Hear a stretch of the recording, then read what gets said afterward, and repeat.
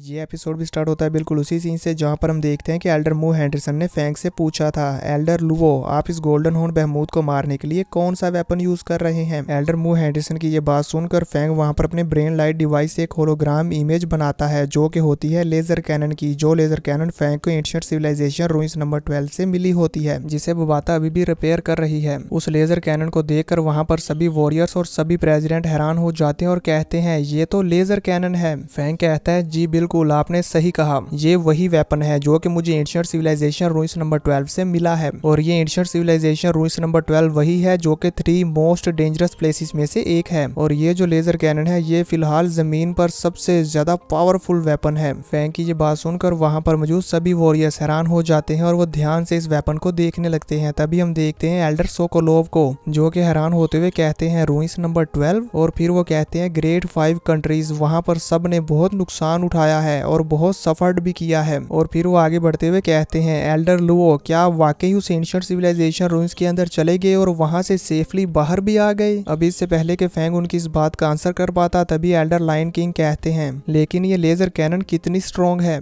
तभी कमांडर जिया भी आगे बढ़ते हुए कहते हैं लुओ फैंग इस लेजर कैनन का ग्रेड कितना है, क्या आपको इसके बारे में पता है। कमांडर जिया की ये बात सुनकर चाइना के प्रेसिडेंट और अमेरिका के प्रेसिडेंट भी हैरान हो जाते हैं। तभी हम फैंग को देखते हैं जो कि कमांडर जिया की ये बात सुनकर उनकी तरफ अपना रुख करता है। तभी वहां पर बुबाता भी आ जाती है और कहती है इन्हें बताओ कि इसका ग्रेड B6 है। बुबाता की ये बात सुनकर फैंग भी कहता है कि इस लेजर कैनन का लेवल B6 है। कमांडर जिया फैंग की ये बात सुनकर पहले तो थोड़ा सा सोच में पड़ जाते हैं और फिर कहते हैं लेवल B6 और फिर अचानक से खुश होते हुए कहते हैं इंसानियत को अभी भी बचाया जा सकता है। कमांडर जिया को इस तरह से खुश और हैरान होता हुआ देखकर वहां पर मौजूद सभी एल्डर्स भी हैरान हो जाते हैं। तभी हम देखते हैं एल्डर जी साइड को जो कहते हैं कमांडर जिया इस लेजर कैनन का ये लेवल B6 एग्जैक्टली कितना स्ट्रॉन्ग है। एल्डर ये साइड की ये बात सुनकर कमांडर जिया आगे बढ़ते हुए कहते हैं कि इन लेजर कैनन्स की पावर्स के बारे में जितना मैंने पढ़ा है उससे मुझे तो ये मालूम है कि एंशिएंट सिविलाइजेशन रूइंस के इस यूनिवर्स में हर किसी लेजर कैनन को 3 लेवल्स में डिवाइड किया गया है, लेवल A, B और C।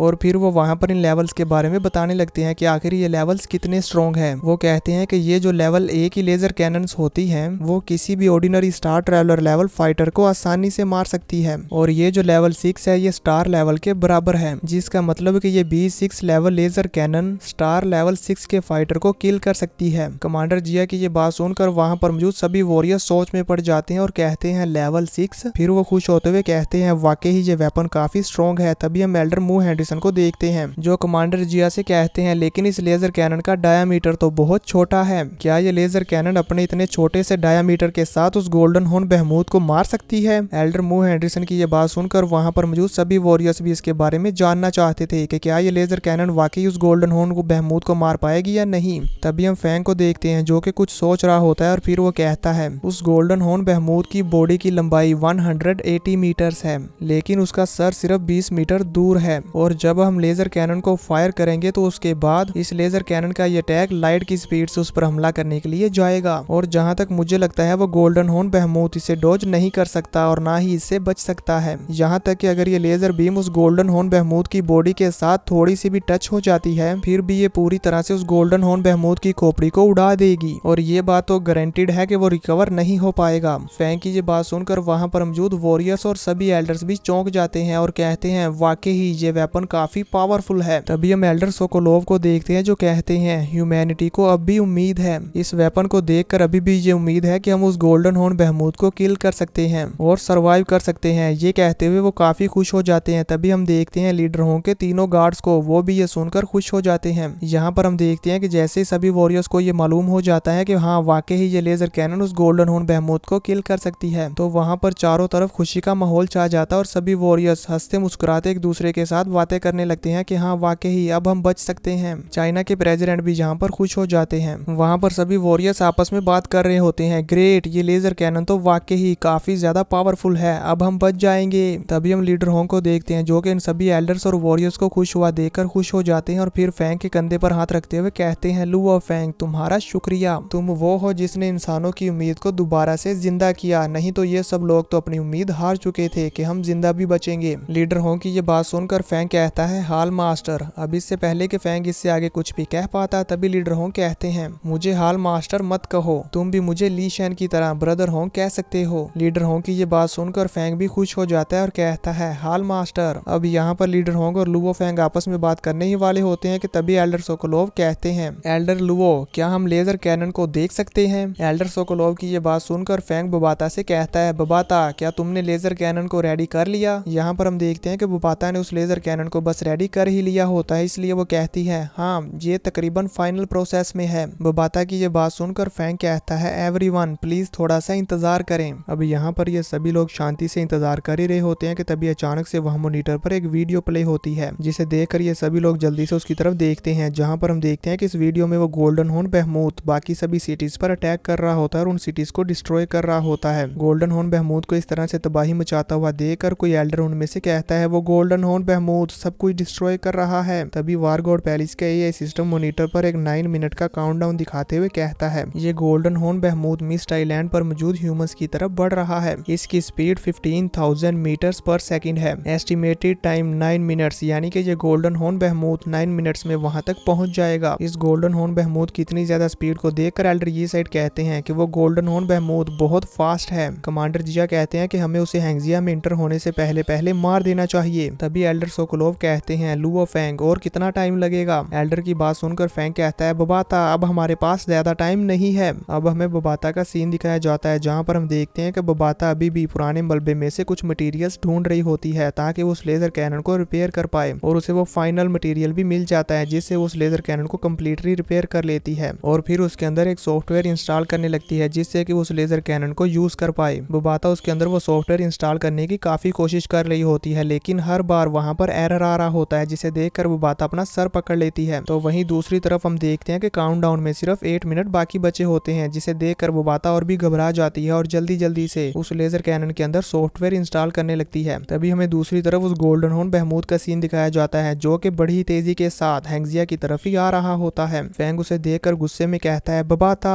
तभी दूसरी तरफ हम बुबाता को देखते हैं, वो अपनी पूरी कोशिश कर रही होती है और यहाँ पर काफी घबराई होती है, और साथ ही साथ बुबाता को गुस्सा भी आ रहा होता है कि ये सॉफ्टवेयर इंस्टॉल क्यों नहीं हो रहा। अब काउंटडाउन में 7 मिनट बचते हैं। वहीं दूसरी तरफ वो गोल्डन हॉर्न बेहमूथ रास्ते में आने वाली हर किसी सिटी को डिस्ट्रॉय करता हुआ जा रहा होता है, जिसे देखकर कमांडर लावली कहते हैं, हमारे सोल्जर्स बहुत ही तेजी के साथ कम होते जा रहे हैं। तभी हमें कमांडर लावली का सीन दिखाया जाता है, जहाँ पर हम देखते हैं कि कमांडर लावली इतनी तेजी के साथ सोल्जर्स को मरते हुए देखकर बहुत ही ज्यादा निराश होते हैं, और यहाँ पर वो रो भी रहे होते हैं। आप उनकी आंखों से निकले हुए आंसू साफ साफ देख सकते हैं। एल्डर मू हैंडरसन उनकी ऐसी हालत देखकर काफी ज्यादा उदास हो जाते हैं। तभी हम बुबाता को देखते हैं, वो भी अपनी पूरी कोशिश कर रही होती है कि वो सॉफ्टवेयर उस लेजर कैनन में इंस्टॉल हो जाए, लेकिन वो भी कहाँ होने वाला था। बुबाता चाहे जितनी बार मर्जी कोशिश कर लेती, हर बार वहां पर एरर आ रहा होता है और वहां पर लिखा आ रहा होता है रिपेयर फेल्ड, और बुबाता तो वहां पर इसकी वजह से काफी इरिटेट भी हो जाती है। तभी हम देखते हैं कि लीडर होंग भी फैंग की तरफ देख रहे होते हैं कि आखिर ये क्या कर रहा है, इसे तो अब तक लेजर कैनन से उस पर अटैक कर देना चाहिए था। अब हम वहां वारगोड पैलेस में मौजूद सभी वॉरियर्स को देखते हैं, वो सब भी एक बार फिर से काफी ज्यादा निराश हो जाते हैं। अब हमें बुबाता का सीन दिखाया जाता है, जो कि खुश होते हुए कहती है, फाइनली फिनिश्ड, यानी कि दोस्तों बुबाता ने उस सॉफ्टवेयर को इंस्टॉल कर लिया होता है और वो यहाँ पर काफी खुश हो रही होती है। अब हमें उस लेजर कैनन का सीन दिखाया जाता है, जो कि एक्टिवेट हो जाती है और उसके अंदर पावर भी आ जाती है, और इसी के साथ वो दोनों रोबोट्स वो भी वहां पर चलने लग जाते हैं। जैसे ही ये यहाँ पर एक्टिव हो जाते हैं तो वारगोड पैलेस में इनका होलोग्राम बनकर आ जाता है, जिसे देखकर लीडर होंग और बाकी सभी वॉरियर्स खुश हो जाते हैं और कहते हैं ये तो।